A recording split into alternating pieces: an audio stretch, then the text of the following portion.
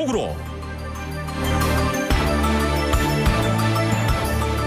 이 트럼프 행정부가 사법부 명령을 무시하는 사례가 부쩍 늘면서 헌법에 명시된 권력 분립, 경제와 균형의 원리가 훼손되면서 국가 기능이 차질을 빚는 위기가 닥칠 수 있다라는 경고가 나오고 있습니다. 자, 봉화식 기자. 안녕하십니까? 이 법원이 트럼프 행정부의 조치 일부에 대해 제동을 걸었는데 행정부가 이 사법부의 명령을 무시하는 사례가 잇따르면서 갈등이 증폭이 되고 있네요. 행정부가 권력 분립, 견제와 균형의 원리를 훼손하면서 헌정 위기를 자초하고 있다. 이런 지적이 요즘 계속 나오고 있는데요. 뉴욕타임스 같은 경우에는 백악관과 법원 사이의 갈등이 헌정 위기가 될 위험이 크다. 이렇게 지적을 한 뒤에 최근 트럼프 대통령의 행정조치 다수를 중단시키려고 시도했던 연방법원 그리고 법원 명령의 공개적인 거부가 발화점이 되고 있다. 이렇게 지적을 했습니다. 또 정치 전문 매체인 폴리티커 보도에 따르면 트럼프 대통령이 제한도 없고 견제받지도 않는 권력을 휘두르고 있는 대통령의 모습을 온 세상에 과시하고 있다면서 트럼프 대통령이 법원과 충돌하는 길로 가고 있는데 여기에 그치지 않고 오히려 더 가속 페달을 밟고 있다. 이렇게 표현하기도 했습니다.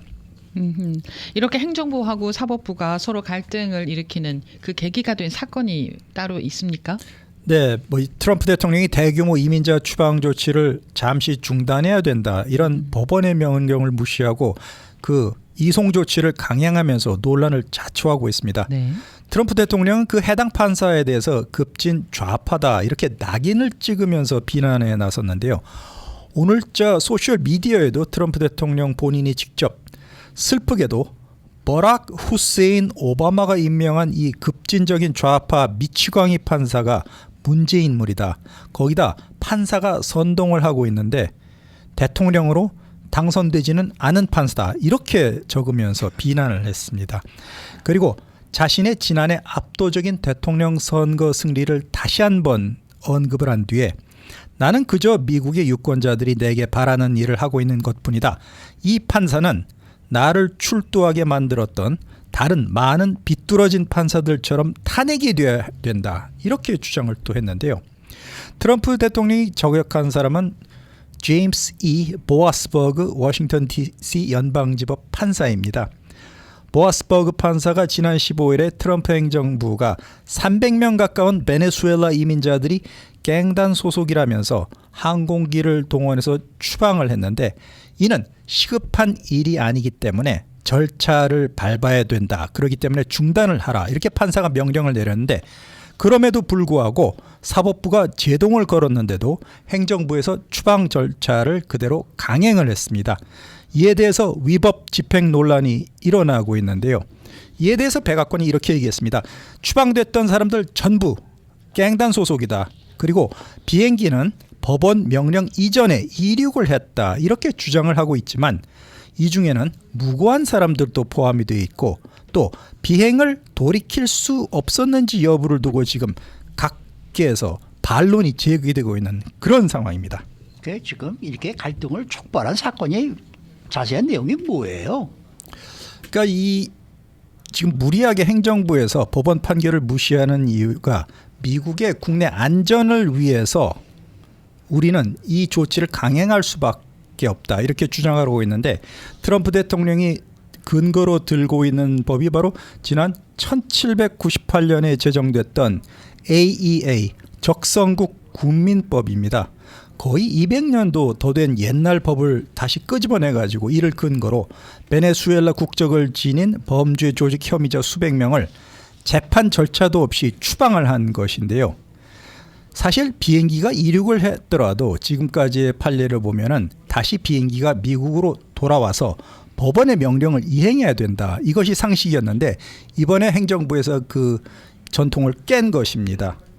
그리고 이 판사의 명령을 무시한 데 그치지 않고 미국 정부가 엘살바도르 정부와 미리 협의를 해둔 계획에 따라서 이 베네수엘라 추방 대상자들을 엘살바도르에 있는 제3국 감옥에 수감을 시킨 상황이죠.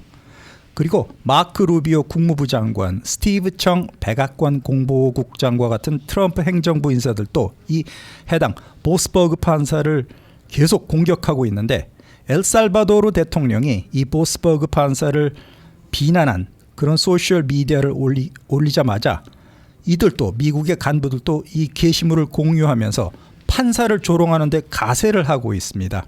그렇기 때문에 트럼프 2기 임기에서 삼권 분립, 견제와 균형이라는 미국 특유의 시스템에 대해서 가장 큰 위기가 닥쳐왔다. 그 결과도 어느 때보다 불확실하다. 이렇게 법조계에서 우려의 목소리가 나와 있습니다. 그리고 마지막으로 또 백악관에서 지금 국경 담당 차르로 불리우고 있는 탐 호만 담당자도 우리는 우리의 조치를 멈추지 않을 것이고 나도 판사들이 뭐라고 생각을 하든 좌파 판사가 뭐라고 하든 신경 쓰지 않겠다. 앞으로 불법 이민자 강제 추방 드라이브를 계속 이어가겠다. 이렇게 확언을 했습니다. 그렇기 때문에 이렇게 삼권 분립이 위기에 처해 있는 미국의 지금의 상황이 언제까지 이렇게 이어질지 귀추가 주목되고 있습니다. 네. 이런 사법부를 불신하고 판사를 불신하는 그런 게 한국에서만 있는 줄 알았더니 여기도 있네요. 그렇습니다. 똑같은 일이 지금 벌어지고 있는데요. 참. 강제 추방 외에도요. 법원의 행정명령에 제동을 건 경우도 있지 않습니까? 출생시민권과 관련해 가지고 또 한번 제동이 걸렸죠. 네, 네. 그렇습니다.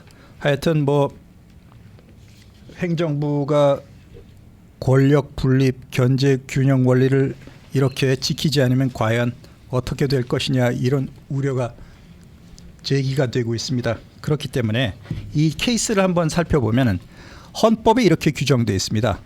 출생 시민권을 120년 된 기존 대법원 판례와는 달리 해석해서 제한적으로 적용을 하라는 명령인데 트랜스젠더 치료를 하고 있는 의료기관들 그리고 다양성, 형평성, 포용성, 소위 말하는 DEI 정책을 유지하는 기관들로부터 연방정부의 자금을 박탈하라는 명령 그리고 노동관계위원회 위원 해직과 같은 다양한 조치에 대해서 법원이 계속 제동을 걸고 있죠.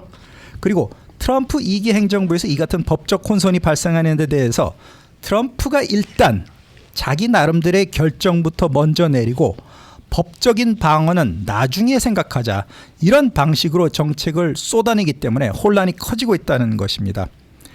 행정부 같은 경우에는 이를 베네수엘라 범죄 조직원을 내쫓은 거에 대해서도 여론은 대통령과 백악관의 편이다. 왜냐? 미국의 안전을 위해서 이런 조치를 했기 때문에 이 판사가 한가롭게 일종의 트집을 잡아서 비행기를 다시 돌아와야 된다. 이런 것이 여론의 찬성을 얻지 못하고 있는 것입니다. 그리고 이 문제가 되고 있는 범죄자 관련 이슈도 공화당 내부에서 이런 조치를 환영하는 분위기라고 하고 있습니다. 고리타분하고 시간이 굉장히 오래 걸리고 있는 현재의 미국 사법 시스템과 행정부가 대통령 명령을 먼저 실행하는 민첩성을 발휘하기 때문에 이 두 기관의 알력 앞으로도 계속 커질 수 있을 거로 판단되고 있습니다. 네. 자, 4월 2일에는 상호 관세가 발표가 될 예정인데 트럼프 행정부의 이 핵심 당국자가 한국을 꼭 꼬집어서 무역 불공정을 비판했다라는 소식입니다. 그렇습니다. 미국이 무역 적자를 보고 있는 대표적인 나라 가운데 하나로 대한민국을 거명하면서 비관세 장벽 철폐를 강력히 촉구를 했는데요. 케빈 헤셋 백악관 국가경제위원회 위원장이 CNBC 텔레비전과 인터뷰를 가졌습니다. 이 자리에서 유럽과 중국, 대한민국에 대한 무역 적자가 몇 년째 지속이 되고 있다. 이런 무역 적자가 존재하는 이유는 비관세 장벽이 있기 때문이고 관세가 높기 때문에 미국 기업들이 공정하게 경쟁하기 어렵다. 이렇게 주장을 했습니다. 이어서 헤셋 위원장은 대미 무역 흑자국인 한국이 당장 모든 장벽을 낮추면 협상은 간단히 끝날 것이다. 이렇게 지적을 했는데요. 우리는 많은 나라들이 트럼프 대통령의 협상에 호의적으로 대응할 것으로 기대를 하고 트럼프 대통령은 이에 대해서 매우 열린 자세를 견지하고 있다. 이렇게 강조를 했습니다.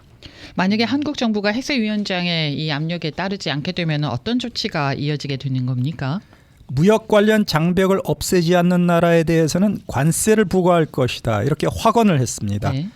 지난해 한국의 대미 무역 흑자 액수가 557억 달러를 기록했는데요. 미국 입장에서 한국은 무역 적자액이 가장 많은 전체 8번째 교역 국가가 됐습니다. 한국과 미국은 현재 FTA라고 불리우고 있는 자유무역 협정을 체결하고 있기 때문에 대부분 절대 다수 품목에서 서로 관세를 부과하지 않고 있습니다. 이에 대해서 헤셋 위원장이 말한 발언은 한국의 비관세 장벽을 철폐할 것을 요구한 것입니다. 헤셋 위원장이 지금부터 상호관세가 발표되는 오는 4월 2일까지 불확실성이 있을 것인데 4월이 오면은 시장을 둘러싼 불확실성이 거칠 것이라면서 관세 부과를 강력히 경고했습니다. 이게 행정부가 검토 중인 상호 관세라는 게 어떤 거예요? 간단히 말씀드리면은 눈에는 눈, 이에는 이 이런 스타일의 맞불 작전으로 설명드릴 수가 있겠는데요. 각국의 대미 관세 비율 그리고 비관세 장벽을 두루 고려해서 그 세율을 책정키로 한 것인데요. 관세 전쟁의 중대 이정표가 바로 이 상호 관세가 될 전망입니다. 상호 관세 부과를 앞두고 미국이 스스로 개별 국가에 대해서 관세 퍼센티지를 어떻게 정할 것인지를 놓고 지금 무역 대표부 직원들이 총동원돼서 방안을 마련하고 있습니다. 한때는 미국과 무역을 하는 수백 개 나라를 낮음, 중간, 높음 이 세 단계로 일괄적으로 부과함으로써 관련 절차를 단순화시키자 이런 구상을 지니기도 했는데 이 같은 아이디어가 지금은 폐기됐고 훨씬 더 복잡하더라도 나라 하나하나별로 일일이 개별 관세, 맞춤형 관세를 부과하자 이런 방향으로 가고 있다는 것입니다. 그리고 이 관세 관련 회의에 들어가 있는 인물들이 다 트럼프 행정부의 그 오른팔입니다. 수지 와일스 백악관 비서실장이 들어가 있고요. 또 하워드 러트닉 상무장관 아주 강경파죠. 그리고 스캇 베센트 재무부 장관, 제이미슨 그리어 무역 대표부 대표, 스티븐 밀러 백악관 정책 담당 부비서실장, 러셀 보트 백악관 예산관리국장, 그리고 피터 나바로 백악관 무역 담당 고문까지 일제히 참석해서 세율을 계산하고 있습니다.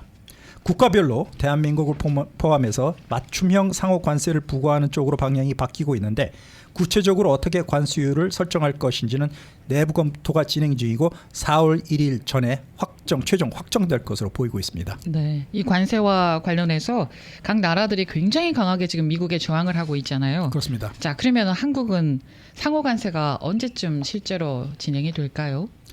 상호 관세와 또 별개가 있는데요. 자동차와 반도체와 같은 품목에는 25% 추가 관세도 예상되고 있습니다.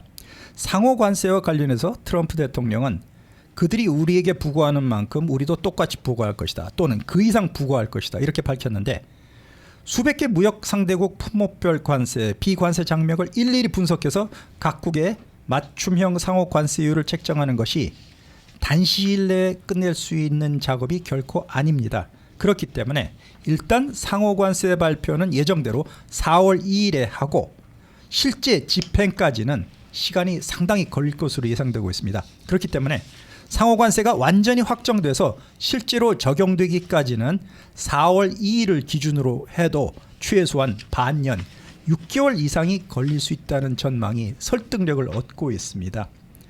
상호관세 임무를 맡고 있는 200명의 무역 대표부 직원들이 지금 과중한 업무에 시달리고 있다는 것인데요. 그렇기 때문에 시간이 걸린다는 것이고 다만 그 한국을 포함한 그 부가가치세 VAT도 이 관세 부과 비율에 참고가 될 것이라는 것입니다. 멕시코 같은 나라는 미국과 똑같은 부가가치세를 부과하고 있지만 생필품에는 면제가 되기 때문에 트럼프 행정부는 이에 대해서도 이는 차별적 세금 관행이다. 한국도 부가가치세를 멕시코처럼 그 똑같이 없애서 미국에 손해를 끼치는 일이 없어야 된다. 이렇게 미국 행정부가 강력하게 주장을 하고 있는 그런 상황입니다. 정말 한국과 미국의 수출입에서 미국산 제품에 대해서 한국이 특별히 관세를 더 많이 부과하는 게 있습니까? 거의 없는 상황인데 그럼에도 불구하고 자동차, 반도체에 오히려 25%씩 더 관세를 부과하겠다. 거기에 대해서 한국이 제대로 된 설명을 내놔라 이렇게 하고 있는데 그렇기 때문에 한국의 무역 대표부 인원들이 지금 미국에 계속 오면서 설득 작업을 벌이고 있는데 한국의 그 탄핵 정국 지금 굉장히 혼란이 이어지고 또 민간 국가 또 지정해가지고 그것도 굉장히 지금 아니 그러니까 예를 들어서 저는 그게 좀 궁금한 거죠. 예를 들어서 한국에서 미국산 제너럴 모터스나 캐딜락을 사서 들어갈 때 관세를 부과합니까? 저는 그게 거기서 예를 들어서 뭐 10% 20% 관세를 부과한다 그러면은 그건 한국이 그거는 그런 거를 하면 안 되죠. 그렇죠. 그런데 한국 국민들 자체가 예를 들어서 미국 자동차가 마음에 들지 않고 안 산다라는 의미가 있다 그런다 그러면은 아무리 관세 때문에 뭐 이렇게 안 팔리고 그런 게 아니지 않냐 그렇죠. 이거죠. 맞습니다. 그러면 그런 거를 어떻게다가 미국에다가 대고 어떤 식으로 이 얘기를 해줄 것이냐가 이게 중요한 포인트라고 생각을 하는데 맞습니다. 거기에 대해서는 아무런 지금 뭐 한국 정부 쪽에서는 무슨 이렇게 어떤 반응이 없으니까 뭐 미국 자동차를 예를 들어서 한국으로 들어갈 때 25%의 관세를 지불하니까 한국 자동차를 들어올 때 우리도 25% 내겠다. 아 그건 뭐 서로가 맞는 얘기죠. 그렇죠. 근데 그게 아니다 그런다 그러면은 뭔가 이 나라 차원에서 일이 좀 있죠. 이 반응이 좀 있어야 될 것 그렇죠. 같은데 네. 거기에 대해서는 아무런 얘기들이 없으니까 지금 저는 이게 좀 답답한 거예요. 네, 네? 그렇습니다. 이게 잘 모르겠어요. 뭐 저는 좀 경제 정책을 잘 모르니까 저도 뭐 이 지금 제가 하고 있는 얘기가 맞는지는 잘 모르겠습니다만 그런 부분에 대해서는 충분히 고려를 해봐야 되겠죠. 말씀하신 게 맞습니다. 제가 뭐 찾아보고. 그런 얘기는 들어본 적이 있어요. 네. 한국에서 미국산 쌀을 수입하라 그러면은 한국의 정부가 하도 저 농민들이 반대라고 그러니까 쌀 같은 데에는 관세를 좀 붙이기도 하고 뭐 이런다는 얘기를 좀 들었었거든요.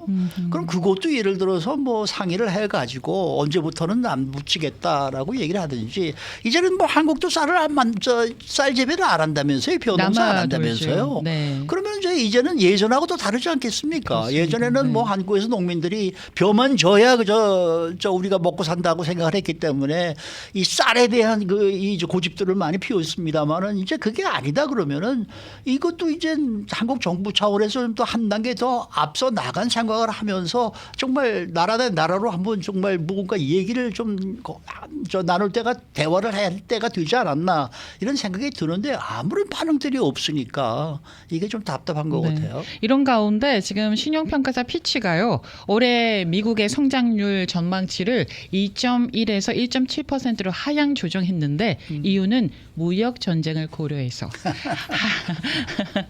하향 조정했다라고 신용평가사 피치가 발표했습니다. 오늘 조금 전입니다. 네. 수고 많으셨습니다. 고맙습니다. 봉화식 기자였습니다.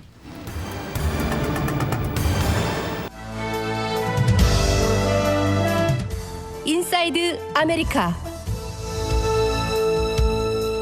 네, 네이선 호크먼 LA 카운티 검사장이 취임 100일이 더 지났습니다. 호크먼 검사장은 범죄자들에게 법의 최대한의 범위 안에서 처벌을 하겠다라고 경고를 하고 나섰습니다. 또 그런가 하면은 캘리포니아의 해안 도시들이 쓰나미로 인한 홍수 위험이 높아진 것으로 나타나고 있습니다. 박현경 기자. 네, 안녕하십니까. 네이선 호크먼 검사장이 취임한 지 100일이 또 지났네요. 네, 지난 3월 13일이 취임국 100일이었습니다. 그러니까 오늘로 취임 105일째를 맞이했는데요. 이 호크먼 검사장은 취임 100일 동안 중점을 둔 부분에 대한 입장을 밝혔습니다. 우선 이 호크몬은 지난 1월에 LA 산불 피해와 관련한 그 내용에 대해서 밝혔다고 하는데 어떤 내용입니까? 네, 이 호크먼 검사장이 취임 후 중점을 두고 있는 것 중 하나가 바로 그 산불 피해 주민들을 보호하는 겁니다. 현재 피해 지역에선 재건을 위한 작업이 진행되고 또 피해 주민들이 보험 같은 손실에 대한 보상을 천천히 받는 가운데 호크먼 검사장은 산불 관련 범죄로 거의 30명 정도를 기소했다고 밝혔습니다. 그런데 이 용의자 기소로 끝이 아니라고 말했습니다. 약탈은 물론이고요. 그 산불 후에 혜택이 필요한 피해자로 가장한 사기꾼들 그리고 영향을 받는 주민들의 민감한 개인 정보를 훔치기 위해서 지원 기관으로 사칭한 사기꾼들까지 단속하고 처벌하겠다는 겁니다. LA 카운티 특히 팔리세이즈와 그 알타데나 지역은 앞으로 수십억 달러를 지원받게 될 텐데 그 가운데 어느 정도 규모에 대해선 이제 사기꾼들이 가서 뜯어낼 것이고 우리는 그 범죄자들을 쫓아서 모든 책임을 다 지울 것이라고 호크먼 검사장은 강조했습니다. 네, 정말 아마 사기꾼들 아마 득실득실할 거예요. 그럼요. 네. 네. 저도 전화를 받았다니까요. 아 그래요. 네. 네.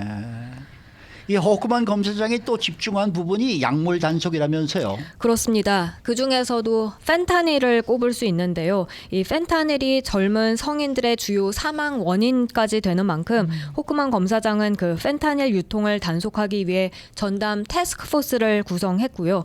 대규모 단속에서 법 집행기관은 50파운드의 펜타닐을 압수했습니다. 이건 무려 1,100만 회 이상의 치명적 복용량에 해당하고 그게 LA 카운티 모든 주민들을 사망케 할 수 있는 그 정도의 양이라고 합니다. 네.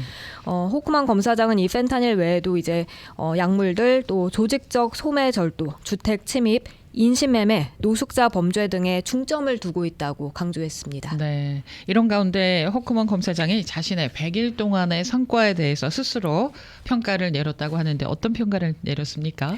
첫 100일은 놀라운 여정이었다고 말했습니다. 네. 그러면서 우리는 더 안전하고 더 공정한 LA 카운티를 향해 중요한 단계를 밟아가고 있다고 했습니다. 하지만 이건 시작에 불과하다며 앞으로 며칠, 몇 달, 또 몇 년 동안 이 중요한 작업을 계속할 수 있길 기대한다고 전했습니다. 계속 뽑아달라는 말씀인 거죠? 아니 솔직히 우리가 네이선 호크만을 왜 찍었습니까? 저도 그 사람 찍었습니다. 저도요. 네? 범죄에 대해서 좀 강하게 좀 나가달라. 예. 이게 지금 저 캘리포니아 주민들의 바람 아니겠습니까? 그럼요. 네. 너무 자꾸 그 범죄자들을 풀어주고 말이죠. 약한 처벌하고 그게 마음에 안 들어서 강한 처벌을 해달라고 이제 부탁을 한 거니까 네. 좀 강하게 나갔었으면 좋겠어요. 네. 그래서 좀 이 사기꾼들도 좀 엄벌에 처하고 그러니까요. 마구 잡아놓고 좀 그래야 이게 좀 달라지죠 말이죠. 아, 네. 답답해요. 네. 자, 다음 소식입니다. 캘리포니아주 유명한 해안선을 따라서 쓰나미로 인한 홍수 피해 위험이 생각보다 더 클 수 있다. 이런 또 전망이 나왔네요. 네, 캘리포니아주에서 지진이 일어나면 가끔 쓰나미 경보가 발령되기도 하는데요. 위험 지역에 거주하거나 방문하는 방문객들 이에 주의해야 할 필요성이 더 커졌다는 지적입니다. 캘리포니아주의 지질조사국에서 발행하고 또 LA타임스가 검토한 가장 최근 이 위험 평가에서 극단적이지만 현실적으로 간주되는 이 시나리오는 얼마만큼 파괴적인지 잘 보여주고 있습니다. 네. 구체적으로 얼마나 파괴적인 겁니까? 예를 들어 거대한 쓰나미는요. 이곳 남가주의 마리나 델레이, 롱비치 그리고 인근의 듀얼 포트 컴플렉스 일부를 해발 최대 15피트까지 침수시킬 수 있다고 합니다. 와, 네. 그런가 하면 최악의 쓰나미로 가보면 이제 북가주의 오클랜드, 버클리 또 알라메다의 상당 지역에 홍수를 일으킬 수 있겠는데요. 그게 해발 최대 18피트까지 치솟을 수 있습니다. 뿐만 아니라 험볼트베이의 외곽 해안 그리고 유레카 지역을 따라서 홍수는 평소보다 최대 30피트까지 치솟을 수 있다는 전망이 나왔고요. 크레센트 시티와 카유코스 방향으로는 최대 50피트까지 치솟을 수 있다는 그런 전망이 나왔습니다. 이야, 상당히 그러네요. 피해가 커지겠네. 근데 하지만 이런 쓰나미 위험의 정확한 범위는 캘리포니아 주민들 대부분에게 이런 위험 구역이 존재한다는 것을 아는 것보다 좀 덜 중요하다. 이런 이제 이 얘기를 하셨는데 이게 도대체 무슨 내용인지 잘 모르겠네요. 다시 말해 그 잠재적 위험을 아는 게 더 중요하다는 지적입니다. 얼마만큼 위험한지 그걸 구체적으로 아는 것보다도 그만한 위험이 있다는 걸 인지해야 한다는 거죠. 네. 지난해 12월 5일 북가주 험볼트 카운티 해안에서 규모 7의 지진이 발생했던 것 기억하실 텐데요. 이때 지진은 북가주 수백만 명에게 영향을 미치는 쓰나미 경보를 촉발시켰습니다. 이건 사실 엄청난 경고였고요. 이번 평가가 당시의 경고를 다시 한번 떠올리게 한다는 지적입니다. 엄청난 쓰나미가 실제로 일어나게 된다면 단 몇 분이 큰 차이를 낼 수 있다 하는데요. 북가주 해안을 따라서 일부 주민들은 해안 바로 앞에서 지진이 발생하고 나서 대피 구역에 도착하기까지 10분 정도의 시간밖에 없을 수 있다고 합니다. 그래서 캘리포니아주에서 피해를 주는 쓰나미 드물지만 발생은 한다면서 해안에 살거나 아니면 해안가를 방문하는 경우엔 이런 잠재적 위험을 잘 알아둬야 한다고 캘리포니아 지질조사국장이었던 스티브 볼레는 말했습니다. 그러면 그러면은 내가 살고 있는 지역이 쓰나미 위험 지역인지 아닌지 알아보는 뭐 방법이 따로 있을까요? 네, 이 캘리포니아주 보존국 웹사이트에 들어가 그 쓰나미 위험 구역을 확인해 볼 수 있는데요. 거기 지도가 있습니다. 그 사이트 링크는 저희 라디오 코리아 웹사이트에 올려두도록 하겠습니다. 이 링크 통해 들어가 보시면 이제 캘리포니아주 해안가를 따라서 위험 지역은 노란색으로 또 좀 더 내륙 지역은 이제 그 쓰나미 위험이 없는 초록색으로 표시가 돼 있는데요. 캘리포니아의 쓰나미 위험 구역은 일부 특정 지역에선 상당히 광범위하고 또 어떻게 보면 캘리포니아주에서 가장 비싼 부동산 또 가장 유명한 여행지들이 포함됩니다. 북가주 샌프란시스코 쪽으로 가보면 그 베이에리아 근처까지 다 노란색으로 표시가 돼 있고요. 이곳 LA 카운티에선 산타모니카 피어가 노란색으로 표시돼 있습니다. 그래요? 네, 이 밖에 롱비치의 네이플스 아일랜드, 또 뉴포트 비치의 발보아 아일랜드, 그리고 그 옆에 발보아 페닌슐라, 또 선셋 비치, 실비치, 샌디에고와 인근 코로나도가 다 포함됐습니다. 네. 자, 마지막 소식입니다. 최근 한국 음식이 주목받는 일이 놀랍지가 않은데 이번에 또 한 번 주목을 받은 한국 음식이 있다는데 이건 또 어떤 음식이었습니까? 바로 김밥입니다. 김밥. 네, 평생 스포츠 분야 기자로 일하면서 워싱턴 포스트에 2015년까지 몸 담았던 알렉스 프리윗이 김밥과 관련한 내용의 기고문을 실었는데요. 이틀 전 워싱턴 포스트에 이게 실렸습니다. 제목은 어떻게 한국의 김밥은 위안을 주는 음식에서 글로벌 센세이션이 됐나였습니다. 센세이션이 네, 됐나. 이 기고에서 김밥이 한국을 넘어서 그 어느 때보다 인기를 얻게 된 그 과정을 소개했습니다. 김밥과 관련해서 어떤 내용이 이 기고문에 담겼습니까? 한식의 역사와 관련한 글을 다양하게 써온 빙햄튼대 로버트 구 교수가 이 김밥의 세계화는 아주 인상적이라고 했는데요. 그 드라마 이상한 변호사 우영우가 제대로 촉매 역할을 했다고 썼습니다. 맞네요. 그리고 프리빗도 이제 미국의 한인 셰프들이 김밥은 모두에게 친구 같은 음식이다. 김밥은 향수를 불러일으키고 위안을 주는 음식이자 엄마의 사랑이다. 이렇게 김밥에 대한 특별한 감정을 털어놓은 부분도 적었습니다. 이 워싱턴 포스트는 김밥의 역사도 언급을 했다면서요. 네, 신문은 한반도에서 오래된 역사로 기록돼 있음에도 일부 사람들은 현대 김밥의 기원을 20세기 초 일제강점기와 연결시킨다고 보도했습니다. 그러면서 일본 스시의 한 종류인 마키와의 차이점을 설명했는데요. 마키와는 달리 김밥의 밥은 식초나 설탕이 아닌 소금과 참기름으로 간을 하고 속재료들은 거의 데쳐진 후에 양념된다는 점이 특징이라고 적었습니다. 아주 자세하게 네. 분석했네요. 그리고 김밥을 만드는 과정이 복잡한 점을 언급하면서 이 때문에 김밥이 보살핌을 의미한다고 썼습니다. 그래서 이제 한 뉴욕에서 일하는 셰프 박조은 씨는 김밥이 향수를 불러일으키고 위안이 되는 음식이라면서 어머니의 사랑을 뜻한다고 말했습니다. 맞아요. 왜 김밥은 사실 어머니의 사랑이죠. 그럼요. 소풍 가는 어머님이 날. 항상 우리가 그 만들어 주시던 네. 김밥. 예를 들어서 예전에 소풍 갈 때면은 그러니까요. 이 싸주시던 김밥. 네. 이게 진짜 김밥 아닙니까? 그 왜 부엌에 그 끄트머리 앉아가지고 맞아요. 마지막 부분 주는 거 얼른 네, 주워 그거 받아 먹고. 먹고. 아, 그거 맛있거든요. 그게. 그게 제일 맛있어요. 재료가 많아서. 이번에 그 일본에 가 있는 다저스 선수들 중에서 그 왜 타미 에드먼 우리 한국 선수가 있잖아요. 네. 그 선수가 거기서 나오면서 그 김밥을 들고 나오는 장면이 있는데 그게 뭐냐 그러니까 김밥. 네, 이런 장면이 있더라고요. 그 네.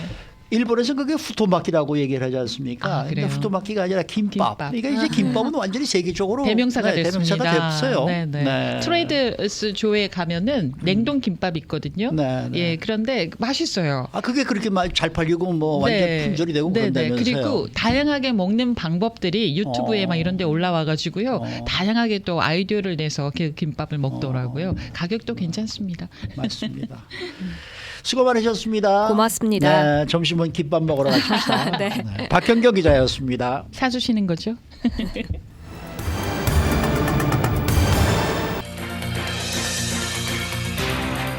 네, 오늘은 공인회계사 강신용 CPA 함께합니다. 어서 오십시오. 안녕하세요. 네. 자, 이번 세금 보고를 하면서 이 트럼프 대통령 행정명령으로 인해서 특별히 한인 이민 사회에 많은 영향이 있을 것 같습니다. 이 트럼프 대통령이 납세자에게 미치는 영향에 대해서 앞으로 세금 보고를 할 때 주의점에 대한 그런 이야기를 좀 나눠보겠는데 어떻게 보십니까? 우리 뭐 한인 사회는 정말 성공한 이민 사회 아니겠습니까? 그렇죠. 대단히 네. 성공했죠. 대단히 성공한 거죠.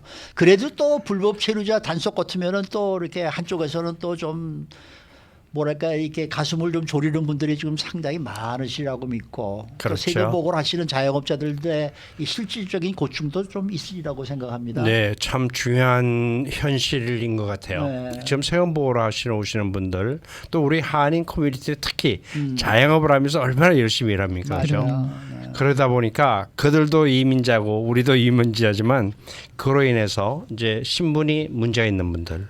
그런 분들이 많은 고객들 있잖아요. 그래서 사실 많은 영향을 받고 또 매출이 줄었다는 얘기 거의 대부분의 자영업자들 하고 있어요. 그러실 거예요. 네. 네. 자, 그러면 좀 더 구체적인 그 행정 명령이 우리에게 주는 영향을 좀 알아봤으면 좋겠습니다.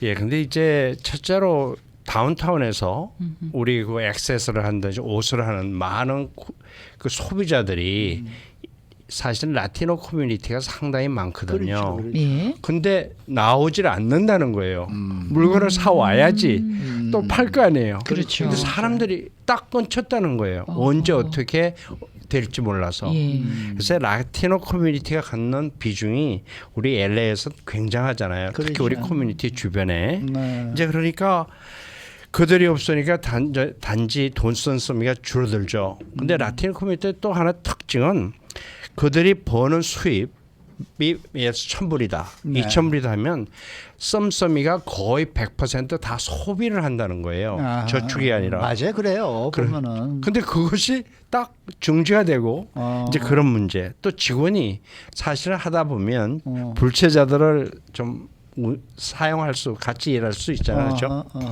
그분들도 걱정이 돼서 출근하지 않겠다. 출근 안 하고. 네. 이제 그런데 또 우리가 이 일용직 노무자들 있잖아요. 일용직으로 허드렛 일 하시는 분들, 특히 우리 홈디포 같은 데 가면 간다간다는 일해주는 사람들이 딱 발을 다 끊고 안 나오니까 값은 올라가고 일을 할래도 일이 없고 이제 그런 건설하시는 분들은 또 그런 말씀도 하시더라고요. 그러면은 이 추가로 이 법인세에 대한 세율을 지금 내리겠다고 그러지 않습니까? 그렇죠. 트럼프 대통령이. 네. 그 지금 어느 정도로 어떻게 내리게 되는 근데 거예요? 사실은 트럼프 대통령 일기 때 세율이 복잡하다는 걸 21%로 내렸잖아요. 근데 21% 내린 거는 대기업들에게는 굉장히 좋았어요. 근데 우리 사실은 조그만 기업하는 사람들은 조금 냈던 게 15%였거든요. 그거 어떻게 보면 올라간 거예요. 거네. 소기업들은. 그런데 그거를 21%를 1% 내린다. 이게 뭐 큰 차이는 없겠지만 말은 그렇게 하고 있습니다. 네. 그래서 법인세가 갖는 의미는 지난 1기 때는 굉장했죠. 보너스까지 줄 정도로 예. 35% 내던 데가 21% 하면 대단한 거잖아요. 근데 그 한인 커뮤니티는 오히려 더 많이 낸 결과도 없지 않아 있었죠. 지금 그 국세청의 인원을 줄인다라는 얘기 막 나오지 않습니까? 네네네네. 그렇게 되면은 국세청과 관련한 그 민원이 있을 때 일 처리가 굉장히 느려지지 않겠습니까? 참 그 CPL 하시는 분이나 이 세금 보고하는 분이나 납세자들 모두가 아이 답답해 죽겠네 이럴 거예요. 예.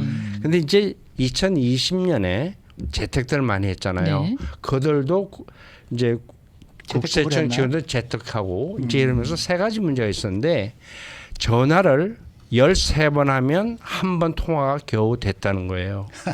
통계가. 근데도 안 돼. 근데 우리가 서류를 메일을 하거나 수정복을 하거나 이 서류를 보냈을 때는 집에서 일을 하니까 서류가 수백만 건이 쌓였다는 거예요.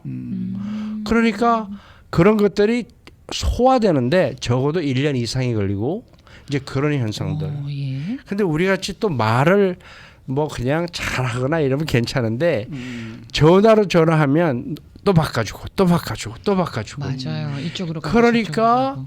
나중에는 기다리다가 보통 전화를 저도 하면 미니멈 1시간은 기다린다고 맞습니다. 생각해요. 맞습니다.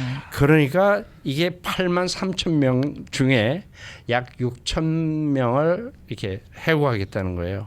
한 18,000명을 해고한다. 8만 3천 명이 총 있답니다. 어허. 대체로 그중에 6천 명 정도를 해고한다는데 해고하는 인원 중에 어쩌면 감사를 하는 감사아리를 세무감사관이 제일 타겟이 될 수도 있을 거예요. 제일 많으니까.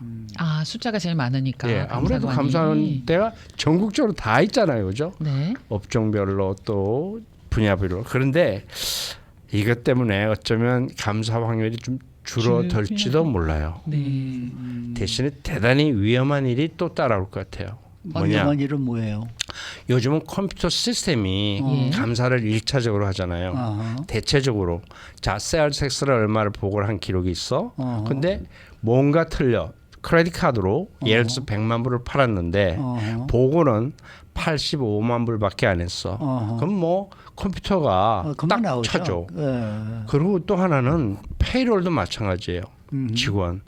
이제 거래 중에 이제 제일 많은 거래가 요즘은 주식 거래인데 일반인들도 대학생들도 학생들도 요즘은 주식에 그냥 다 광풍이 일었잖아요.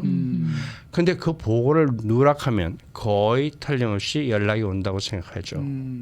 그러니까 세무 감사 중에 IRS 시스템에 들어가 있는 기록 또 내가 실제로 보고하는 기록을 정확히 맞추는데 아주 유의하시는 게 이번 IRS 감사관들을 또는 직원을 줄이는 거에 크게 신경 써야 될 부분이라고 생각합니다. 그러면요 컴퓨터가 이렇게 이제 집어낸단 말입니다. 네. 그런데 감사관이 파견이 나가야 되는 거 아닙니까?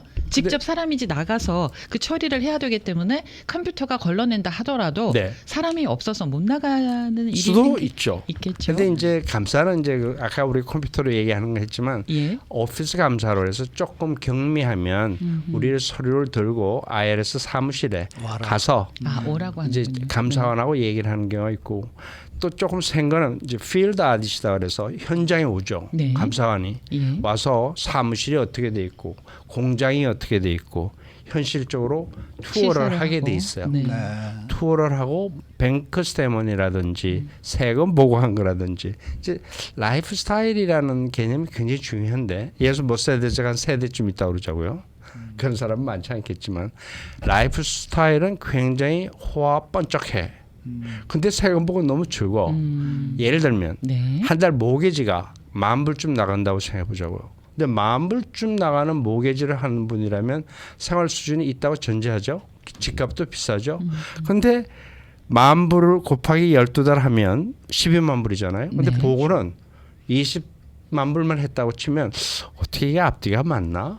그렇죠? reasonable. 그다음에 acceptable. 이제 reasonable하고 acceptable하고 그다음에 ordinary를 하면 일반적으로 그렇다라고 이제 이런 걸 봐야 되는데 여기에 밸런스가 안 맞으면 좀 이슈가 될 수 있죠. 아, 네. 그러니까 라이프 스타일과 리얼리티 내가 어떻게 사는지 내가 실제로 어떤지 하는 거와 세금 보고가 어느 정도 앞뒤를 맞추도록 노력하는 과정 이게 이제는 굉장히 필수 항목이 됐어요. 그러니까 뭐 예전이나 지금이나 세금 보고는 제대로 해야 된다는 결론이에요. 그래야지 부자가 됩니다. 맞습니다. 제가 왜 지난번에 2주 전에 오셨을 때 제가 왜 텍스 리턴 했는데 왜 리펀드가 안 오죠? 라고 여쭤봤잖아요. 네, 그랬었죠. 그게 그저께인가 들어왔더라고요. 축하드립니다. 그러니까- 2주 후에 오셨네. 그러니까 텍스 리턴 하고 나서 거의 한 3주, 4주 만에 왔는데 네. 예전 같으면 한 일주일이면 왔거든요. 그렇죠. 네. 그렇죠. 네. 그러니까 이게 벌써 한 달 정도가 돼서 늦게 온다는 얘기는 IRS가 지금 정신이 없다는 얘기인 것 같아요. 예? 사람이 뭐 감축이 돼서 인력이 부족한 건지 아니면은 감축 걱정 때문에 일을 안 하고 있는 건지 모르겠습니다만 대부분의 일은 컴퓨터하고 있는데요. 사실은 이제 서로 매칭을 해보니까 잘 맞아서 그나마 빨리 온 겁니다. 그렇죠. 그러면요 훌륭한 세금 보고를 하신 덕분에 그나마 빨리 왔다고 CPA 입장에서는 보입니다. 저는 솔직히 그래요. 예.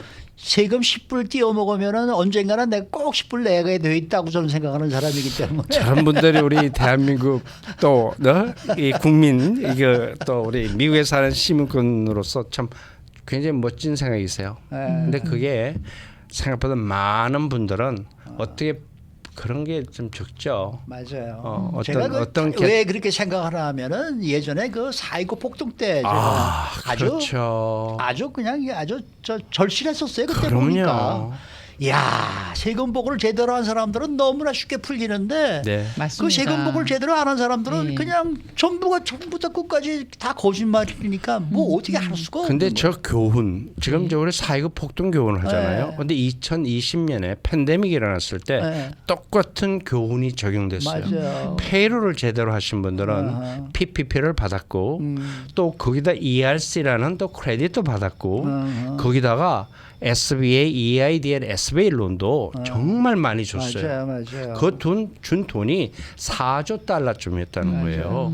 그 돈들이 정직한 회계 보고를 하신 분들한테는 지금 말씀하신 대로 굉장히 큰 혜택을 줬던 그런 코리안 커뮤니티의 우리 좋은 교훈입니다. 맞습니다. 정직한 세금 보고하십시다.